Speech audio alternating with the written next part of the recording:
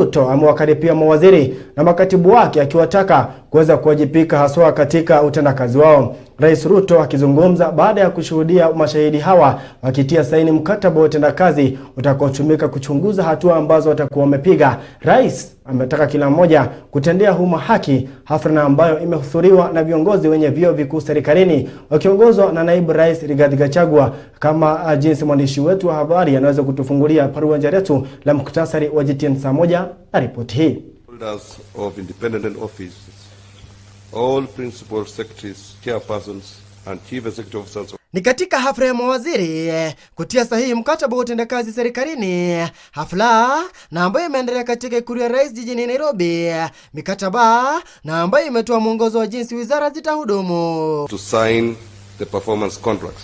The portfolios hapa waziri baada ya mwingine wamefika mahala hapa ili kutia sahihi ya utendakazi wao kwenye serikali ya Rais William Ruto.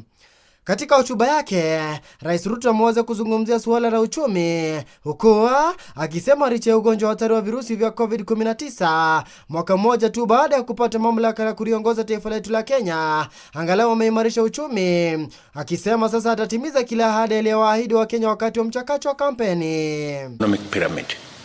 The COVID-19 pandemic, for example, not only brought home the intense local impact of tremendous external shocks occasioned by disruption of international supply chains and markets, it also revealed the limitations of the prevailing economic model and exposed the full extent of the nexus between the state and citizens. For those who had jobs, majority of whom were in the informal sector, the prices of essential commodities rose beyond the purchasing power of their incomes, demonstrating the precarity of the majority of our people's livelihoods, and serious illness brought with it the ever-present threat. Vile Rais Ruto amesema kuwa wamekubaliana kuwajibika kutimiza ahadi katika manifesto. Sasa akisema tangia mwezi huu wa Agosti hakutakuwa na bili nyingine ya malipo kwa wakala wa wote wa serikali, na watakaohusika na ufisadi watakabiliwa na kuadhibiwa. I was in Murang'a the other day and speaking to ordinary people, they have confirmed that they do not want their country saddled with unnecessary punitive debts. They were very clear to me. And they have committed that, yes, they are going to pay taxes, but they demand, and rightfully so, delivery of every service that is due to them and that nobody steals their money. Rais amesema ni sharti kila waziri na katibu wawajibike katika wizara zao, huku akisema inashangaza kuwa wanajua mengi ya wizara kuliko mawaziri na makatibu, kuona kwamba wengi wao hawajui yanayoendelea katika wizara zao, kuona kwamba hawajajifunza kuhusu wizara hizo. Digitization of government services. I already asked every minister, every PS to make sure their ministries, state departments, parastatals, agencies under them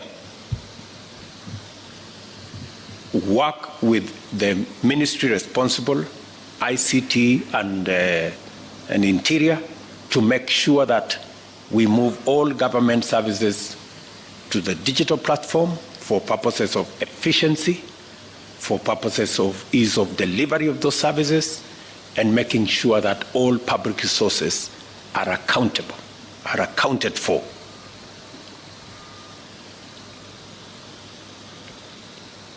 I do not expect that in the next 90 days, before the end of this year, I do not expect any government service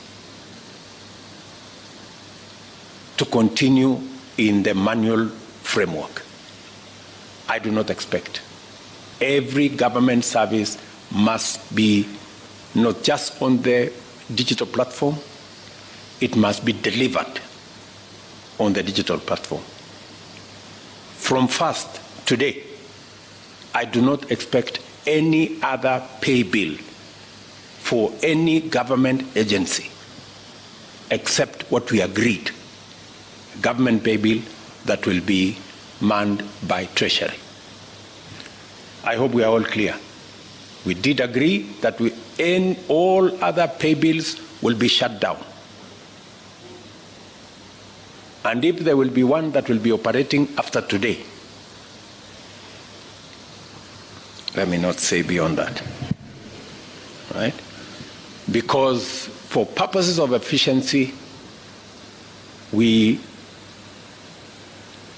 are on a digital platform so that there are no lost files, there are no gray areas, there are no corners that is gathering dust.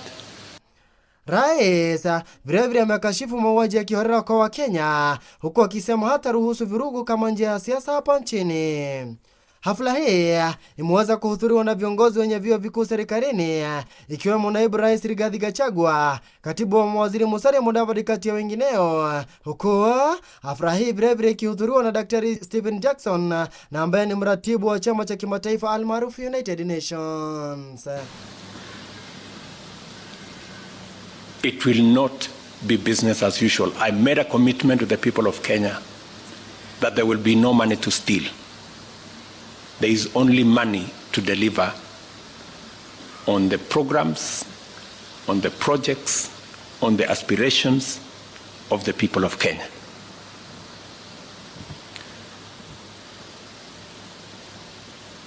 A political culture of poor promise-keeping, as well as endemic corruption, has done significant damage to our social fabric by eroding trust in government and widening the rift that separates citizens' aspirations from government policy.